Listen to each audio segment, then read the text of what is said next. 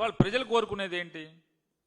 ఈ రాష్ట్రంలో ఉన్నటువంటి ప్రజలు కానీ వ్యవస్థలు కానీ కోరుకునేది ఆంధ్రప్రదేశ్ రాష్ట్రంలోనే కాదు, భారతదేశం మొత్తం కూడా విద్య కానీ వైద్యం కానీ ఈ రెండు కూడా ప్రభుత్వ రంగంలోనే ఉండాలి, ప్రభుత్వాల చేతుల్లోనే ఉండాలి, పాలకుల చేతుల్లోనే ఉండాలి తప్పితే అదొక బాధ్యతగా ప్రభుత్వాలు భావించాలి తప్పితే ఏ పరిస్థితుల్లో ప్రైవేట్ రంగం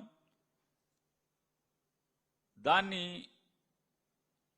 ఆ కబంధ హస్తాల్లోకి వెళ్ళిపోతే ప్రజలు సర్వనాశనం అవటం అనేది కూడా ఆ జ్ఞానం లేకపోవటం ఎంత దురదృష్టం ఈ రాష్ట్రానికి. ఇవాళ